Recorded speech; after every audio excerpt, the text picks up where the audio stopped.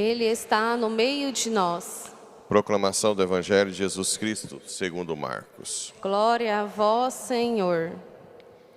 Naquele tempo, Jesus saiu de novo da região de Tiro, passou por Sidônia e continuou até o mar da Galileia, atravessando a região da Decápole. Trouxeram então um homem surdo, que falava com dificuldade, e pediram que Jesus lhe impusesse a mão. Jesus afastou-se com o homem para fora da multidão. Em seguida, colocou os dedos nos seus ouvidos, cuspiu e com a saliva tocou a língua dele. Olhando para o céu, suspirou e disse: Efatá, que quer dizer, abre-te. Imediatamente seus ouvidos se abriram, sua língua se soltou, e ele começou a falar sem dificuldade. Jesus recomendou com insistência que não contassem a ninguém. Mas quanto mais ele recomendava, mais eles divulgavam. Muito impressionados diziam: ele tem feito bem todas as coisas. Aos surdos faz ouvir, e aos mudos falar. Palavra da salvação. Glória a vós, Senhor. Muito bem, caríssimos irmãos e irmãs, e que nos acompanham pelas redes sociais. A primeira leitura de hoje é o castigo prometido a Salomão por ter cometido o pecado da idolatria, né? Deixou a paixão dominar seu corpo, ficou cego e acabou caindo no pecado pela carne aos ídolos, a adorar ídolos. E Deus prometeu um castigo que seria na sua próxima geração, e ele dividiu o reino.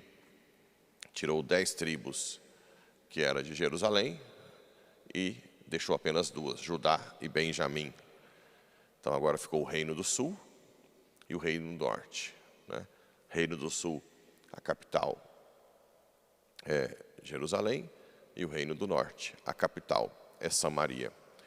Como o reino do norte foi invadido primeiro pelos assírios, então primeiro o reino do norte ficou cheio de pagãos, porque os assírios foram lá, destruíram Samaria e levaram um monte de pagãos. Depois, isso no ano 720 a.C., mais ou menos. Aí depois de 200 anos, mais ou menos, ou um pouco menos, invadiu o reino do sul. Nesse período, entre a invasão dos assírios e a invasão do sul, o povo do sul de Jerusalém tinha repugnância com o povo do norte por causa dos seus ídolos. Então, aí que a gente vai entendendo por que na Bíblia os judeus e os samaritanos não se dão bem. Porque já há uma disputa, né, pelos pagãos que já estavam lá, no reino do norte. Então, é uma coisa de décadas, de séculos. Por isso que quando Jesus vai falar com a samaritana, mas um judeu falando com a samaritana, né, lá no poço. Bem, e aí então, Deus cumpre a sua promessa e há uma ruptura pelo pecado de Salomão. Aqui é uma coisa que talvez fique difícil a gente entender. Por que Deus não castigou Salomão? Bem, a gente não sabe da purificação que Salomão teve, por exemplo, no purgatório. Mesmo que ele esteja no limbo, mas não é que todos os justos foram simplesmente para o céu. Provavelmente alguns justos diretamente para o céu e outros purificando. Mas todos tiveram que, de alguma forma, entender todo o projeto de Deus, que no Antigo Testamento não estava tão claro assim. Mas o que eu quero dizer é, quando a gente peca, existe uma consequência social. Não é só você. A sociedade toda perde. Quando você é desonesto, quando você está no adultério, toda a comunidade perde. Não se esqueçam disso. Por isso que tem um juízo final, para julgar a história da sua vida. As suas decisões erradas de pecado agora podem ter consequências em outras vidas. Isso é importante. Assim como a vida santa sua ajuda toda a comunidade a crescer na fé. Por isso que quem realmente reza e quer ser santo, não tem inveja de outro que está mais santo. Porque quanto mais santos tiverem, mais a comunidade toda cresce. O santo não te empurra para baixo, o santo te puxa para o alto. Oxalá se eu tivesse muitos paroquianos mais santos que eu. Imagina se eu fosse o pároco de Santa Teresinha, de tantos santos aí, como que a comunidade toda cresce junto com a santidade, assim como a comunidade toda adoece com o seu pecado. Todo o pecado, o nosso pecado, né? Todo pecado nosso faz a comunidade ficar doente. Outro dia eu falei também um pouco sobre o mal, as consequências do mal, que os injustos às vezes pagam pelas pessoas que optam pelo mal, que dão as costas para Deus. O mal, a ausência do bem.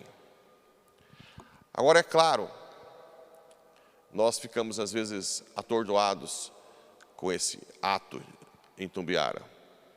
O que houve? O homem era da Igreja Católica, o que leva a uma barbaridade tão grosseira, tão forte? Bem, sempre vai ter um mistério, mas vamos lá, vamos cercar. Primeiro, essa ideia de que se você está mal psicologicamente, seja com depressão, ansiedade ou alguma psicopatia, você não tem que tomar remédio, que tomar remédio é sinal de fraqueza, é não acreditar em Deus, é mentira.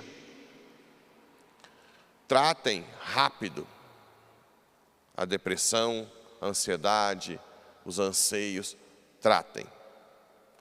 Depois, realmente, gente, é assustadora a quantidade de gente que está participando de movimentos e pastorais, mas não é convertido, não tem o coração em Cristo, não busca os sacramentos, não quer fugir dos pecados, não está buscando a confissão frequente, a missa, o rosário e assim por diante. Não se converte na caridade, o dízimo e os pobres, que é o sinal maior aí de conversão verdadeira, né? Quantas e quantas pessoas patinando. Por isso que muitas vezes está na igreja, está na equipe de Nossa Senhora, está na SCC, está na renovação, e depois tem um contra-testemunho fortíssimo. Porque se você for ver a vida dele ou dela, não era condizente com a santidade de verdade. Não existe meio termo. Oxalá fosseis quente, oxalá fosseis frio. Os mornos eu vomito. Os mornos serão os piores. Os da igreja, que não se convertem de verdade, que amassa barro 5, 10, não sai da fofoca, não sai do ciúme, não sai da inveja, não sai de pecados, é muito pior do que quem nunca foi na igreja. Porque quem nunca veio à igreja ainda tem a santa ignorância, que pode salvá-lo pelo menos do inferno. Mas quem está aqui e não decide mudar de vida, eu quero ser uma pessoa melhor, eu quero mudar, é a minha e minha família, eu quero sair do pecado, né? Claro que não é tão simples assim sair do pecado, você tem que ter luta. Então até lá uma outra coisa, gente. Muita gente fala assim, ah, padre, estou com vergonha, é o mesmo pecado sempre. Olha, quem vai julgar é Deus e o seu interior. Se você tem consciência que está lutando para sair do pecado, não tem problema confessar o mesmo pecado várias vezes. Agora, se você não está lutando, ou então se você fala, não, eu vou cair porque depois eu vou confessar, aí é grave. Mas se existe uma luta verdadeira, e mesmo assim você cai, não tenha vergonha de se confessar. E mais, a confissão não é só o perdão dos pecados, que é o principal, mas ela te dá uma graça sacramental para você não cair de novo. Então, muitas vezes, é importante você querer a confissão para receber a graça sacramental. Mas o fato é que tudo isso que acontece aqui pertinho de nós, mas acontece no dia a dia também. Pessoas que estão, a gente vê na igreja e de repente dá um contra-testemunho fortíssimo.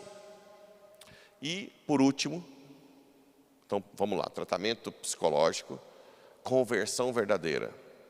E por último, não menos importante, não esquecer da batalha espiritual, o demônio. Vocês têm que ser soldados 24 horas para defender você, seu trabalho, sua família contra a ação de Satanás. Satanás pega uma pessoa debilitada como esse cara e começa a colocar na cabeça dele de que é bom que os filhos morram, que é bom porque vai ajudar a esposa a se converter, até coisas boas. E essa brecha nasce de você não deixar, por você não combater contra Satanás. Como? Rezando as orações de São Miguel, terço do combate, água benta, sal, né?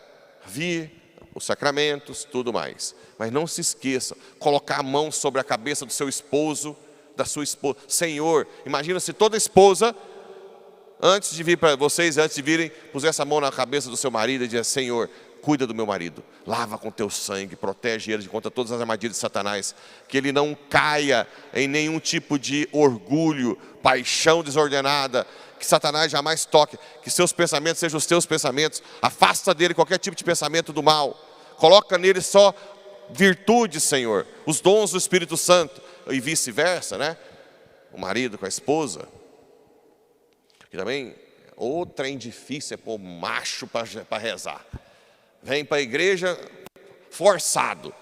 Depois, em casa, é difícil. Eu não entendo isso. Vocês estão achando que mulher vai abrir as portas somente para o céu? Tem que rezar. Homem tem que ser homem de oração. Tem que ser o primeiro, né? Joga água benta. Tem água benta lá, joga água benta nele, nos filhos, na hora de ir para a escola. Senhor, protege meus filhos de toda violência, de toda ação de Satanás, de todas essas pedofilia, de todos os tráficos de crianças, que essas crianças não sejam tocadas por ti. Proteger, entende ou não? Proteger, rezar. Isso não é, estou vendo a dona Dália ali, isso não é coisa de renovação só não, né, dona Dália? O Papa Francisco disse que os carismas da renovação, os carismas do Espírito Santo, as orações, devem entrar em todas as áreas da igreja. Porque aí, tem gente que fica com preconceito. Eu não sou renovação. Gente, não tem nada a ver uma coisa com a outra. Se você não é o Espírito Santo, se você não quer o Espírito Santo, você quer o quê? Os dons carismáticos, as orações, elas são para todo mundo. Para quem gosta de missa em latim, para quem é mais conservador, a renovação ficou para trás. Que renovação ficou para trás? Estou falando do Espírito Santo. Se você não quer participar dos grupos de oração, é uma coisa, mas os carismas, as orações, a imposição de mão, isso aí tem que estar em todo mundo. Orar, rezar junto em família, invocar o Espírito Santo. Senhor, que essa casa jamais seja roubada, que essa casa não entre nenhuma impureza. Rezar, né? Jogar água benta, combater, né? E o Evangelho, nós temos aí Jesus que cura um surdo mudo, né? Primeiro ele tira do meio do povo, para você ser curado da surdez e da mudez de só falar bobagem ou fofoca, você tem que ser tirado do meio do pecado. E depois Jesus toca. Você tem que ser tocado por Jesus aqui, na adoração, no Santíssimo, na missa, nos sacramentos, da confissão e tudo mais. Depois Jesus pega a saliva, olha para o céu, para dizer que para você sair dessa condição sua, fofoca, compulsão por compra, adultério e tudo, você tem que vir e Jesus olha para o céu, olhar para o alto. Inveja é um sinal que você está rezando pouco, porque se você vir as coisas do alto, você não vai ter inveja das coisas deste mundo que passam, né? Eu tenho dó de quem está bilionário aí, enfornado. Pensa, tadinho, não é de dar dó? Fica numa empresa para lá, fica na fazenda lá para cá, aí tem a outra fazenda para cá, aí tem a outra filial da loja para cá, aí fica para lá, aí fica com a outra filial de cá. é um escravo, um redemoinho, é de dar dó. Tem bilhões, mas não tem vida. Não tem vida em Deus, né? Eu tenho dó. Dó de quem não vive nesse mundo. E depois estrupia, fica doente, com fralda, acabou. Os bens que ele juntou tudo, ele nem vai mais ver. Os filhos estão tudo perdidos na droga, brigado, porque nunca rezou. Vai para o inferno ainda. Pelo amor de Deus, é de dar dó. Eu tenho dó de rico demais, que não tem Deus. Dó. É de dar pena. É louco. Louco. Você é louco, você que está me vendo aí pela televisão, que está indo para a fazenda agora, para juntar e não reza, né? Claro, separem, né? Daqui a pouco o povo vai falar que o padre falou contra a fazenda. Estou falando de quem tem fazenda, de quem tem bens e não reza. Não vai à igreja, não se confessa, não vai à missa dominical, não entrega a sua vida primeiro para Deus. É desse que eu estou falando. Eu não estou culpando as coisas em si, porque tudo tem que falar aqui, tem que explicar, né?